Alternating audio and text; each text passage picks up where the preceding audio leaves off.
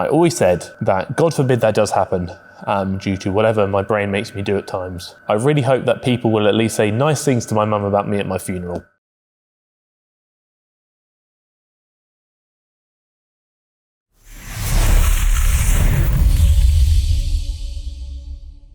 So this is probably going to be one of the longest videos I've ever put on my channel, and I know what you're thinking is, Harry, why are you driving around at night time in the vehicle on camera? And that's because I've been watching a lot of Sam Sulek and his content recently, where he's very raw, honest, and kind of real, and it's just kind of really uncut. And I really like that style of video, and I thought this would be quite a nice little project for me to do, where I upload videos like this occasionally, just to see what the response is. And also it's kind of inspired me to take a similar approach. So it's currently 2:15 in the morning. I'm driving to the gym, so you're going to see me there any moment now. It's particularly hard for men to show vulnerability and to really open up about their struggles, especially with mental health, because of how we might be perceived, or fear of how we might be perceived, fear of feeling weak, fear of being judged, fear of people reacting badly. I always used to pride myself on being able to have the conversation and showing vulnerability to hopefully encourage other people to do the same. It's not that easy, and oftentimes when I make videos like this where I do speak about my mental health, I am quite scared, I am quite uncertain and unsure about how people are going to react. I am a bit on edge about whether people are going to perceive me negatively, people are going to judge me, whatever it may be. And there's also this fear as a man, which is something that's quite hard to admit, is that if you speak about your problems, you're going to be seen as weak, because sometimes it does make me feel weak, because that's what I've been told for so many years, is that men don't cry, men don't have problems, men suck it up and get over it. And once that's been embedded into your brain for so many years, it's really hard to let go of that mentality. And although I do try and be honest and open about my struggles, I feel like I'm probably not as open as I should be, and that's something I need to work on. And obviously many of you know about the recent BPD diagnosis, so borderline personality disorder. It's really been, for lack of a term, I think to a large extent, ruining my life for quite a long time. Especially these last 12 months or so have been really tough, and I've been having these episodes, and that's really put a strain on a lot of relationships and friendships in my life. Again, it's not something anyone should have to deal with from an external perspective, and oftentimes it feels like someone else is driving the car and I'm the one who has to deal with the damage afterwards, because my brain will obviously make me do things that I don't remember ever doing, and it will make me do things that I never wanted to do or don't have any desire to do. But then suddenly I snap in a blink of an eye, and suddenly it's like I've got in the car, and then I blinked and someone's crashed it, and I feel like I wasn't even driving. These last few months, especially since I obviously took that time off back in May, have been particularly hard. It has been quite detrimental to my life, these episodes, and how how my mental health in general has been. I feel like I should probably put a trigger warning in for this. I'm sorry if I didn't earlier, but there have been periods, a lot over the last 12 months, but especially recently in the last 3 months, maybe even 4, where I have really contemplated how much longer I have left, where I've really doubted and questioned whether I can go on for much longer and live like this for much longer, because I'm just so scared it's not going to get better. And the reason why I'm up so late is at the moment I just find daytimes unbearable. Wherever that might be, fear of the world in the daytime.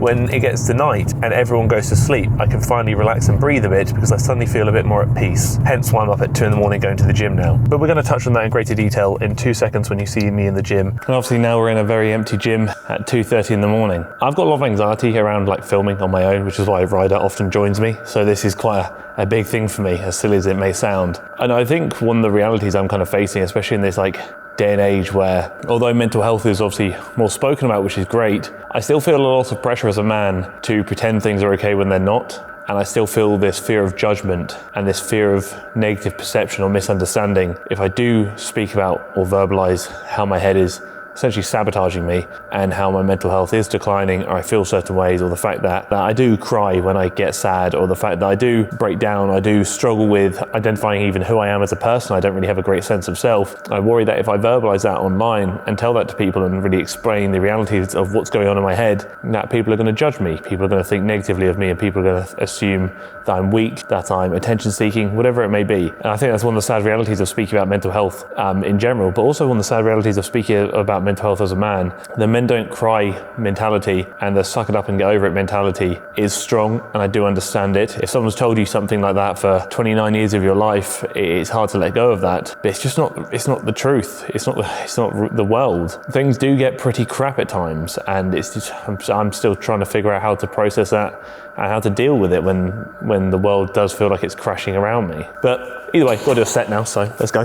That's a bit of a weakness for me, so I'm starting my back day with a lat dominant movement. Obviously I'm doing unilateral, which means one side at a time, and obviously this very much represents an iliac pull down, although it's not technically called an iliac pull down anymore. People call it like a thoracic pull down, whatever it may be. Either way, I'm doing a sagittal plane being in front of me, lat pull down with one arm at a time.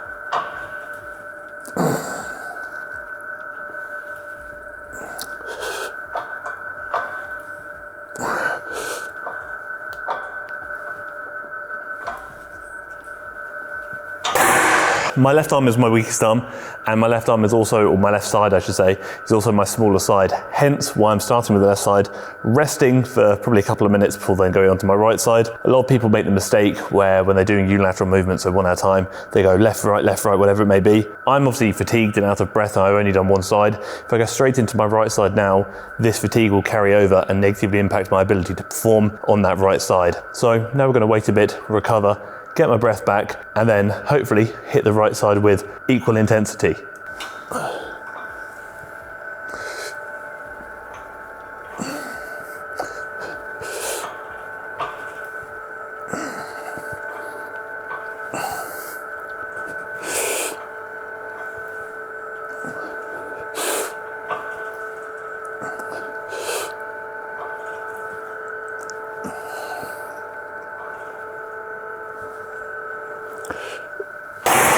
You'll notice how I always preach about wearing straps on pulling movements, and I'm like, wow, Harry, why are you not wearing straps on this movement? That's because these rubber handles are really annoying. They're great, they're grippy, fantastic, but they're so grippy I can't put straps on them. So I've got to power through with raw dog grip strength. I'm trying a bit of a new split at the moment because I'm kind of like floating. I want to go into prep next year, so obviously prep for a bodybuilding show, and I'm kind of just pondering my training a bit. I've always kind of gone to the train every muscle group multiple times a week approach. I saw a lot of research basically stating that provided you accumulate the same amount of weekly volume, you can get away with training each muscle group once a week. And I thought, you know what, for a bit of novelty, I'm tempted to kind of give that a tickle. So that's kind of what I'm doing now. There are certain muscle groups I probably could get away with training multiple times a week, like back, etc. Chest, I spoke about this in the podcast actually, chest seems to be very susceptible to muscle damage. So when I try and train chest twice a week, I feel like my chest can't recover as quickly as I was hoping it would. So hence why I'm doing everything once a week. Apart from legs, I still train legs twice a week because your legs can never be too big, let's be honest. So maybe increasing daily volume, reducing frequency. So it's interesting. It accumulates the same amount of weekly volume. Just a bit of fun, play it by ear, and then let's just see how it goes.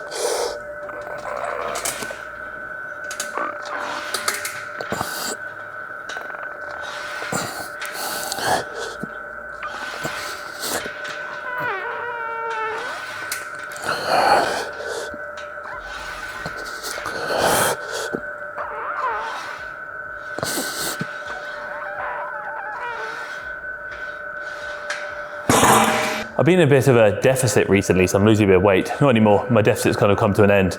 Go back into a massing period now. And I feel like it's kind of left me almost in like a bit of a training slump, where the last like 3 weeks or so have been particularly rough for me. When that happens and my head dips off, I find it really hard to motivate myself and try and train how I would normally train, which is really annoying because I typically pride myself on my quality of training. It sounds really silly. I don't really have like I said before, I don't really have a great identity of self, but one of the things that has been such a consistent variable in my life for so many years now is the gym. I've spoken about this before in videos and on the podcast, that the gym is one of the few aspects of your life, or of training in general, so fitness. It's one of the few aspects of your life where you can directly control the progress that you make. So if you want to get bigger, get fitter, do whatever it may be, in a lot of cases, with that in mind, it's obviously health considerations, you are kind of in control of that. Train harder, train better, sleep better, eat better, whatever it may be, you can do something to improve that. And when I go through these mental declines, where I do have really rough patches, I find it really hard to stay in control of one of the few controllable things in my life. Like, I can't necessarily control what my head does to me, and I can't necessarily control my mental health. If it was that easy, I could cure depression like that. I could cure BPD like that, but I can't. So one of the few controllables I do have in my life is the gym and the progress I'm making in the gym and within my physique, whatever it may be. When it feels like the world is almost crashing down around me, which is kind of how it feels right now, to be honest, I really struggle to regain that control of training. I still go to the gym, despite how rocky it's been. I say to myself, even if I just turn up and do the bare minimum, that's something, because I know, as Tom Hanks says, that this too shall pass. And I know it will pass. I know I tell myself anyway, and I try to convince myself anyway, that I won't feel like this forever. And I say to myself, I will tolerate feeling like this or letting this negatively impact my training to the point where I'm training to maintain rather than to gain for a couple of weeks. But at that point, when I'm feeling better, hit the ground running and really power through and make progress again. But sometimes I get scared. What if it doesn't pass? What if things don't get better? I think the sad reality is it's all well and good for me to say to myself, or even you to maybe say to me, things will get better, but no one actually knows that. And that's what really scares me. I've got to hope that they do get better, and I've got to really bank on things getting better, but the what if they don't scares me. But obviously, as you saw previously, I did a neutral grip row, both hands, so bilateral. Again, neutral grip, narrow grip, keep my elbows relatively close to the body, very much to target the lats or place greater emphasis on the lats. Right, the big thing you'll notice there, I wasn't allowing my upper arm to come beyond the body, because again, your lats are at their shortest position in line with the body. Anything beyond that doesn't work the lats any more effectively. You're just shifting emphasis away from the lats over to different muscles. Therefore, it's kind of like an unnecessary range of motion. Now I've done obviously my two sagittal plane movements being boom. I'm now going to do a frontal plane movement, which is going to be a wide grip lat pull down. I've spoken about the lat pull down before, one of my favorite movements for the back, because not only do you really work the upper back effectively during the first half, but when you start going through those levels of adduction, where your elbows are getting closer to the body down here, the lats get very heavily favored. So you're essentially working the back fully throughout the range of motion, which is fantastic.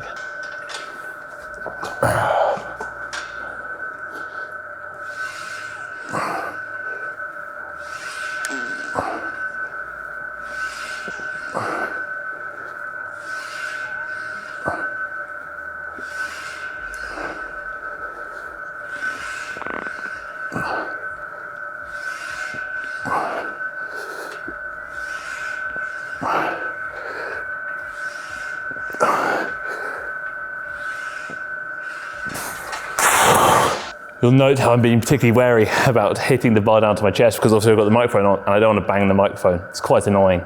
I then kind of looping around to what I was saying briefly earlier about kind of fear of it not getting better. I think it's probably a fear many of us probably have. Having grown up in a culture where men don't experience mental health, or men shouldn't experience mental health, I find it really hard to admit to people how scared I am that things won't get better, or how scared I am of what the future actually does look like and what the future holds. I spent 29 years of my life powering through with the mentality of it is what it is, everything will be fine, blah, blah, blah, and kind of like brushing things off when they kind of impact me. That's not necessarily because that's what I believed, that's simply because that's what I've kind of been taught to do. A lot of young teenagers and even kids these days, as they're growing up learning about what mental health is, I didn't understand what anxiety was, despite having experienced anxiety my entire life. I used to go to my friend's house when I was at school, 7, 8 years old. We'd have sleepovers, and every sleepover, I conveniently got really sick and like panicky and would be like feel really unwell. Obviously, looking back, I identify that wasn't just a coincidence. I actually was having anxiety, and I think maybe due to BPD, whatever it may be, obviously stemming from a very early age, maybe I can associate that to the fear of abandonment. I was away from my home, things like that. But I didn't actually know the word anxiety or know what anxiety was until I was probably, I must have been about 19 years old. And one of the trainers at the gym I used to train at told me, he said he had anxiety. I said, oh, what's that? He goes, oh, it's basically like, I feel this before things, I feel this, like really nervous.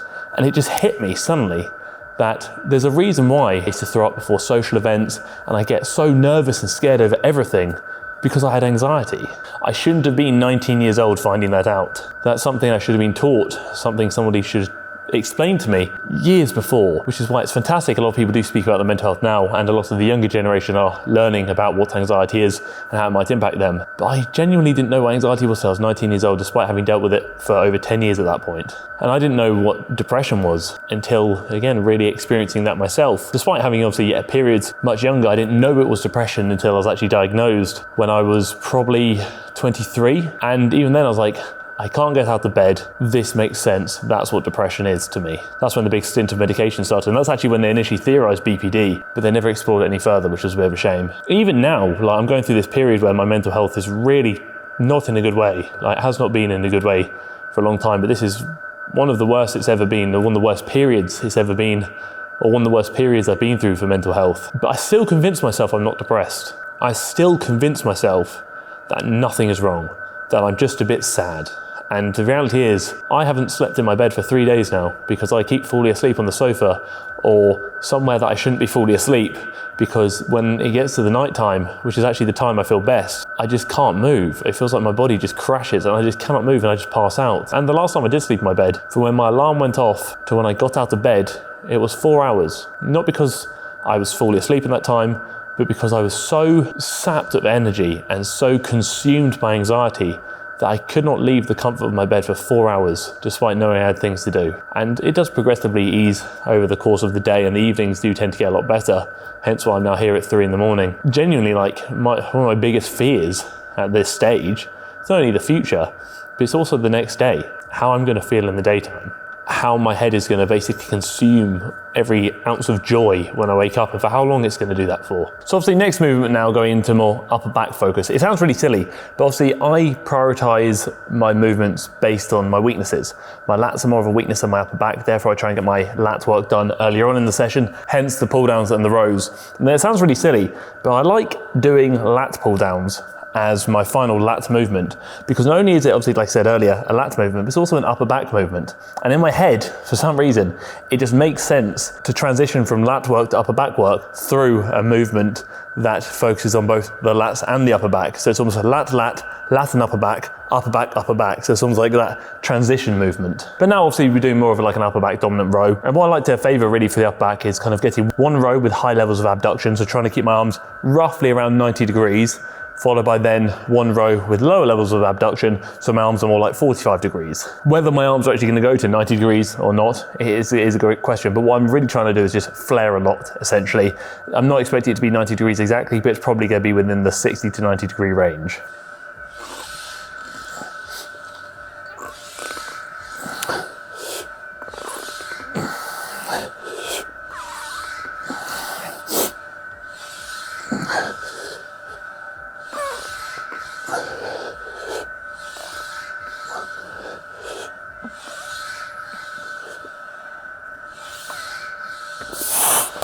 And with these movements, I do typically allow a bit of body English, a bit of rocking, because realistically it's really hard for me to get to that full range of motion without any movement and no weight. A bit of rocking allows me to really fully contract the upper back and actually kind of go through a full range of motion. One of the things I say I really struggle with when it comes to like mental health is I don't actually know what's wrong with me. And I find that really scary and hard to comprehend, because when you break your arm, you see your arm is broken.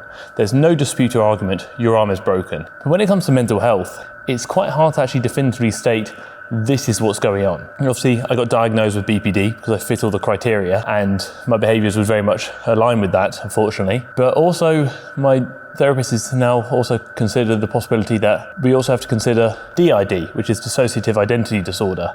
Considering I have a master's degree in psychology, I don't know a mass amount about either of those disorders. And also, it's a consideration that it could be one of them, or it could be both of them, or it could be none of them. There's no definitive answer of this is what's going on. And although I know labels aren't always that important for a lot of people, they are important to me, because to me, they help me understand. They say, Harry, this is why you behave that way. And I'm not saying it's an excuse, but it is a reason and an explanation. Like if I suddenly woke up one morning and I couldn't move my arm, and then I was like, what's going on? And then the doctor says, oh, Harry, you've torn your rotator cuff, for example. But at least I know, and now I know how to rehab it, now I know how to fix it. When you don't really know what's going on, it's really hard to treat. And when you're being told different things, or it could be one thing or another thing, or a combination of both things, it gets very scary because, for lack of a better term, I just really want to know what's wrong with me. I really want to know why my head does this. I really want to know why my brain almost sabotages myself.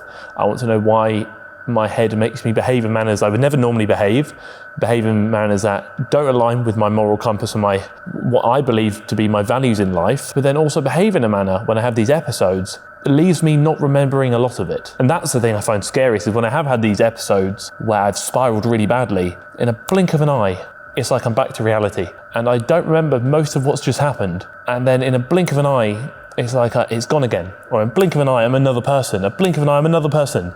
I've had conversations with people who, when they've seen me have these episodes, they said to me, it's like talking to 5 different people in a 5-minute period. And then when I blink, I'm back, and Harry's back in the room. But the period this episode was going on, I was never there. So I find that quite hard because I just don't know what's going on. I don't know why I go through these periods where literally for no reason I will just spiral, or for no reason I will sabotage something that's really good. The way I kind of always used to word it, and if you've got this far, then I'm really sorry about this. The way I always used to try and explain it to people, you've got to imagine there are at least two people in my head. There's Harry, and then there's this illness. And then Harry wants to have a good life, have a good future, settle down, obviously do the things that most people want to do in life and be happy. And then what this illness does will get Harry as close to that as possible, will allow him glimmers of hope, glimmers of a future, glimmers of whatever it may be. And then when he feels he's finally safe and Harry feels like, you know what, this is it, the illness will come in and then sabotage it. I always say to people, it's like the sole purpose of whatever is going on in my head is to try and see if it can convince Harry or put Harry in positions or force Harry to try and kill himself. The sole purpose of whatever is kind of lingering in my brain, be that BPD, DID, whatever it may be, its sole purpose is to try and kill me. And that's what I find really hard to try and explain to people, because I don't want to die. I really don't want to. I want to live a good, happy lifestyle. And I want to be able to provide benefit to the people that I am around.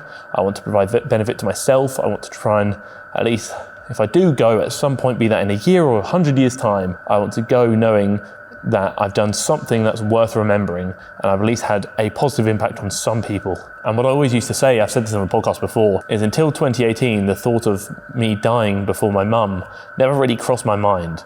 But when I went through a really low patch in 2018, where that was actually very much a possibility that year, nearly came true. It's actually nearly come true technically 3 times now, but the third one I haven't really elaborated on. But when the possibility of me dying before my mum really actually became a reality, I always said that God forbid that does happen, due to whatever my brain makes me do at times. I really hope that people will at least say nice things to my mum about me at my funeral.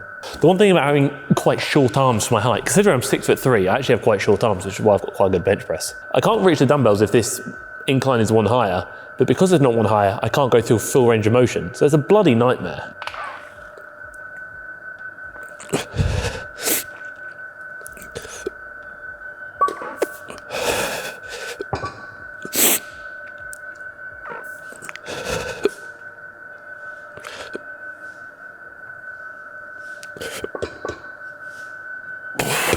Because ideally, I'd be able to really stretch at the bottom and then really retract. But because I've got to prop myself so high up in the bench, I can't stretch at the bottom because I hit the floor. And if I retract too much, I can't breathe. So it's a bit of I need to probably reconsider this movement. Don't get me wrong, it's a great movement, but I just don't think it's a great movement for my body. I probably need to adapt or adjust the movement to better align with my body. Because again, we all have different body shapes and sizes, different leverages. Some movements work for you that may not work for me and vice versa. So it's kind of about finding out what works for you and then milking that for as long as you can before then moving on when you can no longer milk the previous movement. But yeah, to be honest, that's it. That's probably one of the longest videos I put on this channel, and I really hope that it was of some purpose or benefit to somebody. But I think the reality is I'm very scared of what the future holds, and I'm very scared to know what my head's doing to me and is going to do to me, especially during these periods of decline, struggle or uncertainty where they always say there's obviously light at the end of the tunnel. I can't quite see that yet. I'm hopeful, because I have to be, that it is there somewhere. And like I said, I've started with a new therapist. I'm seeing her, I think I saw her 6 hours last week. I'm also going into DBT, which is the group therapy at the psychiatric hospital, on Thursday, so a week from when I'm filming this, for 6 months. So that's gonna be fun. But I think in reality, as hard as it is for a man to admit this, and I'm sure many other men who may be watching this video could probably resonate with this, I'm really scared of how I feel. I'm really scared of admitting how I feel. And I'm really scared of what is going to happen. But if you like videos like this, please let me know, because I actually quite enjoy filming videos like this. It's a bit more my kind of style. I like training, I like talking. So there's definitely room for it if you want to see more of it. Just let me know in the comment section. And if this helps you, that's fantastic. And if you feel like this might help somebody else, please don't hesitate to share with them, because I do feel like having this conversation is probably quite important. And hopefully me trying to open up and express my thoughts and feelings to you, whilst also educating you in the process, could maybe encourage somebody else to do the same. Thank you for tolerating me. Thank you for tolerating the fact that it's nearly 4 AM, and thank you for tolerating the video.